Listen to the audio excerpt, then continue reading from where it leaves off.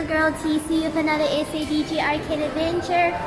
Or did I say DDR MAXX CHAMP TC? Oh my gosh, DDR MAXX CHAMP TC. Okay, so I'm at the Stadium of Maine. There's a new DDR over here.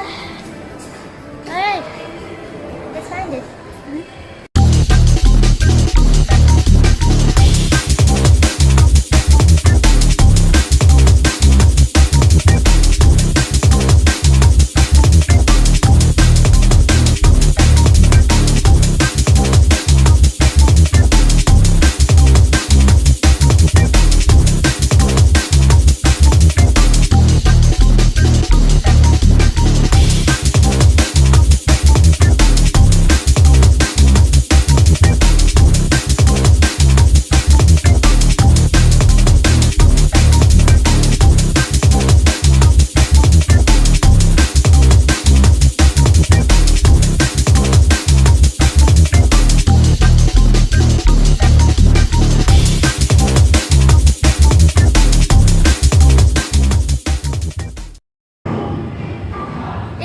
Mania, bruh.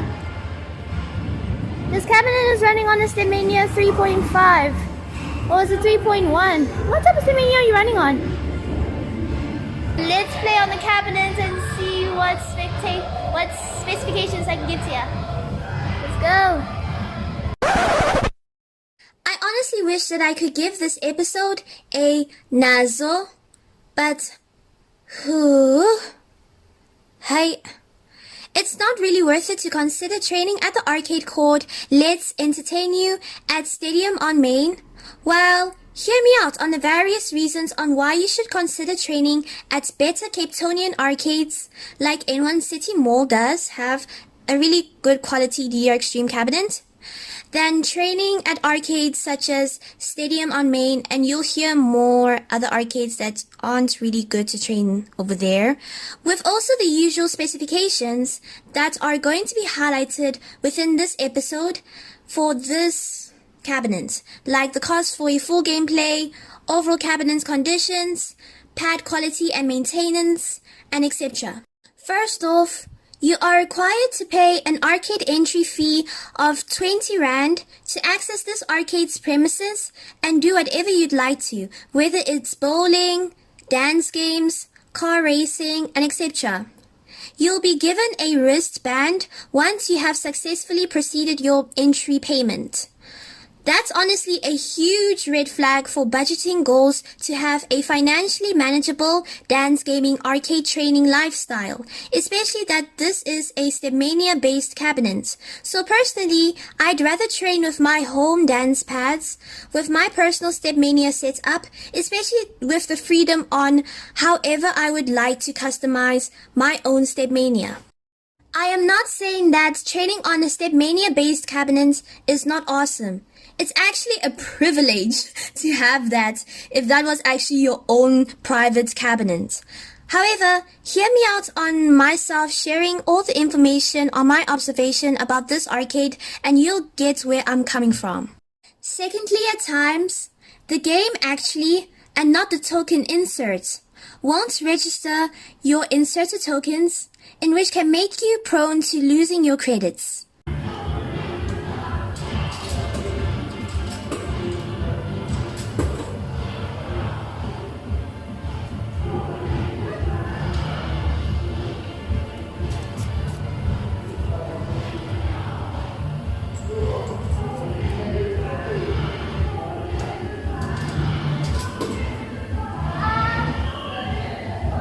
This problem can be resolved. By the way, this was done by the arcade technician and not myself, so please take that in mind. By switching off the cabinet next to its side switch, and then switching it back on again. However, that is not healthy for a PC to bear with consistent power interruptions. Thirdly, if this is your nearest arcade access to train dance games, I would suggest you to consider another near arcade to train in Cape Town, in which you can check these geographic details of Cape Townian arcades with dance games in the ZIV webpage, with also the South African Dance Gaming Arcade Adventures episode, or that long documentary of South African arcades of dance games giving further elaboration. However, we do advise you to get recent updates specifically from the ZIV webpage, as new updates may appear and change on old updates will occur time to time. Personally, this is not my nearest arcade access. It's really costly for myself to get to Stadium on Main if I wanted to train there. Like if I was granted the permission to have full access to this cabinet due to my professional experiences as a professional dance gamer myself, then I could aim to be responsible to study arcade pad maintenance seriously and manipulate that Stepmania to become like ITG with Simply Love, more packs added into the game, and etc. But oh well. Alright, so let's get on the go with the usual specifications. So let us hop onto the cost for a full gameplay. Bruh, it literally costs 4 rands. 4 rands, aka 2 tokens, to only play one song as your entire set. That is just nay, man. Like, nay, fam. Oh, even Shakespeare can disagree. Since you all know that the standard gameplay set on dance gaming in general is 3 songs per round or per set. And if your accuracy skills are top notch, you could play 4 or even 5 songs per set. However, if you have strong FA attack skills, i.e. you have strong accuracy skills, then this cabinet will grant you an additional stage that you can play 2 songs as your entire set on this cabinet. However, the second song is an extra stage in which this extra stage is like an impersonalized version of DDR Extreme in a sense for some reason, but now you're only allowed to play the chart Paranoia Survivor Max on challenge, on reverse, and on 2 times speed. In which I didn't even bother to pass this because like the frick I can't even do DDR16s on reverse for the life of me. In fact on extra stage. Like whoever made the Stepmania to be like a trashy replica of DDR Extreme, just why? Just let it be a normal Stepmania of 3 songs, like bruh. Dude, yo.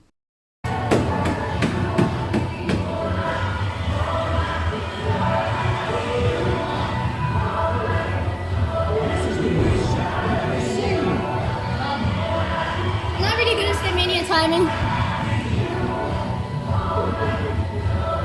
Because especially Stepmania doesn't give you indicators. Not really good at Stepmania. And I also have to read a little bit slower. I don't know, maybe I'm not used to the monitor.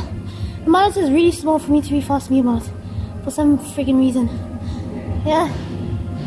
Oh well. Yeah, and you can only play. Well, if you have a good score, then you can have 1 extra stage. But then you have to pass. I don't know if you can pass it in any level. Let me see. Honestly, you can pass it in any level instead of just... Okay, let's see. Alright.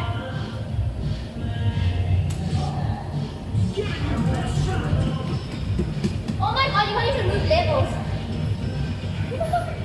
Okay, so apparently you can't move levels and you can't move the song. So basically if you get a good score like I just did right now, you'll have to die on an extra stage to play Paranoia Survivor Max on default, on expert. I mean, it's not hard for me, but in the past it's just very debatable. And it's on reverse. I cannot play that song for the life of me on reverse. I suck on reverse play. Oh well, life sucks. This is the song for the real dancers. Are you a pro? Are you ready?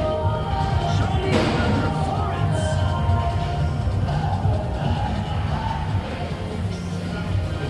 Let's get back to basics. Come back to this stage after more practice. Like who's gonna pass? Anyway, let's move on to the overall cabinet conditions. This Stepmania is a 5.0.12 version with the DDR Extreme Series pack and the original Stepmania 5 pack only available within this game. It also has the announcer enabled with the old mixed characters featuring during your gameplay, particularly the 5th mixed characters if I can tell exactly. About the lights on this cabinet, they don't have any lights inserted in the top speakers, but only inside the marquee, the banner. They have the original pink LED speakers on the base speakers, and they are working in perfect conditions. The panel lights, however, have this persisting flashing light LEDs, in which that's not really beneficial to have unless if you program those lights to only light up when you step on the panels, so they can assist you on pad maintenance issues to repair on, such as misfiring panels or stuck panels. Having lights on panels is a choice, honestly, and there are other ways to detect pad maintenance issues, like for example your receptor's reaction throughout your entire gameplay when you hit a certain panel and etc. So let's move on to the next topic. So about the monitor inside this cabinet, it is an LCD monitor. I'm not sure about the brand of this monitor actually, however, all that I can say is that it has no discoloration issues nor distortion issues, with also having no visual and audio syncing delay issues, so it's all good to go. So about the sound system. Honestly, this cabinet is actually so quiet to a point that the outside music within the arcade overpowers the cabinet's audio, making it difficult to listen to your gameplays. I forgot to go on depth for which speakers, specifically whether it's the top or the bottom ones, are working and which ones are not working. However, if you ever dare to plan to train at this arcade at some point in your life, may you please ask the arcade to increase their volume, since I had forgot to ask myself. Lol, I was just like, I'm tired, or I don't know. So that is all that you need to know for the overall cabinet's conditions. Now, let us hop onto the pad quality and maintenance. Oh boy, this one is going to be very tricky to cover through, but I'll try my best to get my point across to make you all understand my observations in terms of pad quality and maintenance. So on player 1 side, okay, so up to when you reach to the intermediate gameplay levels like your DDR13s at maximum, all panels on this player's side are tolerable to step on. However, at times, you will have certain or even all panels act on your holds, agitating your holds and then dropping them. So with that being said, it's really advisable that you should jump on your holds when you step on them whilst you're dealing with panels that are prone to making your holds being dropped, i.e. giving you an NG, so that you can take the control of agitating your holds until you get an okay judgment instead. But if you now decide to play on DDR15s and over, or FUTA 11s and over on this cabinet, you will not only have a hard time with the holds, but player 1's up arrow isn't adequately sensitive, so you will have unwanted up arrow misses, and at times, the left arrow agitates, making you have misfiring left arrows, becoming very irritable for your gameplays.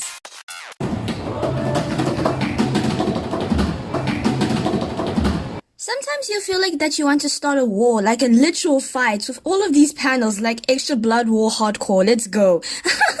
Like I literally can't express, oh my god, like I can't even pass the ITG12 on this cabinet.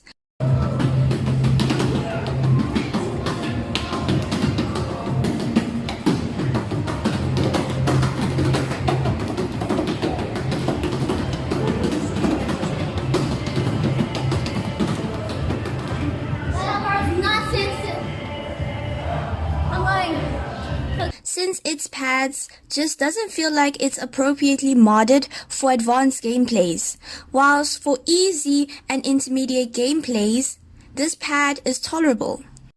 And that's honestly the best way that I can describe on how does player 1 feel. About player 2 side. It does have similar specifications as I previously mentioned with Player 1 side, but a little bit more worse. You'll find it even more adaptable to train on Player 1 side than compared to on Player 2 side. The left and right panels on Player 2 side can give you a headache with the sensitivity pressure. So if you're considering to play doubles play, it's not that you'll severely have a bad time with all the panels, but you'll feel quite icky in a sense because its quality doesn't feel comfortable as compared to as a frequent maintained dance cabinet. So that is all I got for today's episode on Stadium on Main. Thank you so much for watching this episode and see all of you guys on our next project.